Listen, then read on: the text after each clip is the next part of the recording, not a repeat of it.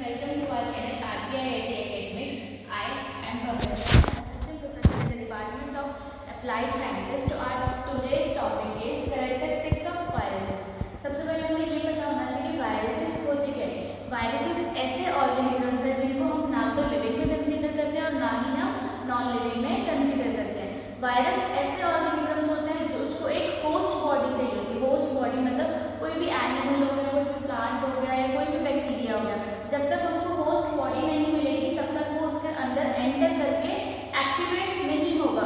Body के बाहर, host के बाहर तो वो इनएक्टिव फॉर्म में, नॉन लिविंग में, लेकिन जैसे ही उसको होस्ट मिल जाता है वो क्या होगा, एक्टिवेट हो जाता है, अपनी रेप्लिकेशन स्टार्ट कर देता है और अपनी ग्रोथ को बढ़ाना शुरू कर देता है। अब वायरस इकलौता एक ऐसा ऑर्गेनिज्म है जिसके अंदर कोई भी सेल प्रेजेंट नहीं होता।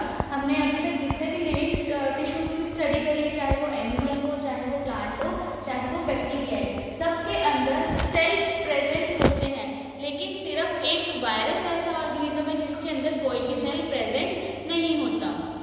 अब हम पढ़ते हैं, they can not be observe using a light microscope. जो वायरसेस है, वायरसेस को हम लाइट माइक्रोस्कोप की, जो सिंपल माइक्रोस्कोप्स होते हैं, कंपाउंड माइक्रोस्कोप हो गए, लाइट माइक्रोस्कोप हो गए, उनके थ्रू हम वायरस की स्ट्रक्चर की स्टडी नहीं कर सकते, मॉर्फोलॉजी की स्टडी हम नहीं कर सकते। किसी भी डिजीज को, वायरस के डिजीज को हम सिंपल माइक्रोस्कोप से आइडेंटिफाई या डायग्नोज नहीं कर सकते। उसके लिए एक स्पेशल माइक्रोस्कोप का यूज किया जाता है जिसको हम इलेक्ट्रॉन माइक्रोस्कोप बोलते हैं, जो कि वायरस की स्टडी के लिए हम रिसर्च सेंटर्स हो गए, लैब्स हो गए, वहाँ पर हम यूज करते हैं।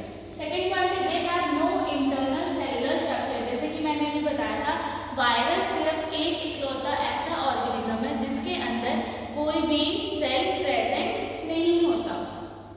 दे कंटेन ईदर डीएनए और आरएनए बट नॉट बोथ। अब इसमें क्या है, जो डीएनए है और आरएनए ये क्या है, जेनेटिक मटेरियल होता है। हर किसी के अंदर जेनेटिक मटेरियल प्रेजेंट होता है। ऐसे ही सेम जो वायरसेस है, वायरस के अंदर भी जो जेनेटिक मटेरियल होता है वो या तो आरएनए होगा या तो डीएनए होगा।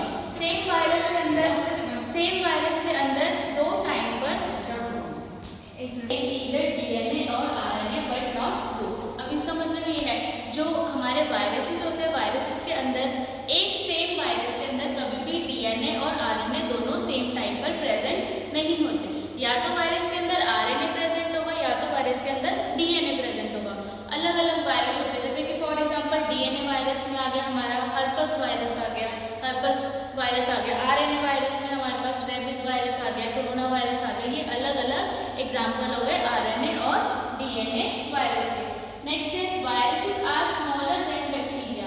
अब जो वायरसेस होते हैं, जो हमारे बैक्टीरिया सेल होते हैं, बैक्टीरिया सेल से भी ज़्यादा छोटे होते हैं हमारे वायरसेस, जिसका जो अप्रॉक्स साइज जो होता है वो होता है 20 to 300 नैनोमीटर। और अगर हम बैक्टीरिया की बात करते हैं, बैक्टीरिया का जो एक अप्रॉक्स साइज होता है वो 5 माइक्रोमीटर टू 10 माइक्रोमीटर हो गया, 15 माइक्रोमीटर हो गया, इतना साइज होता है। यहाँ पर देखिए, जो वायरस है, वायरस का जो साइज होता है वो नैनोमीटर में होता है और जो बैक्टीरिया का जो साइज होता है वो माइक्रोमीटर में होता है। इसीलिए कहा जाता है कि जो बैक्टीरिया है वो वायरस सेल से बड़ा होता है।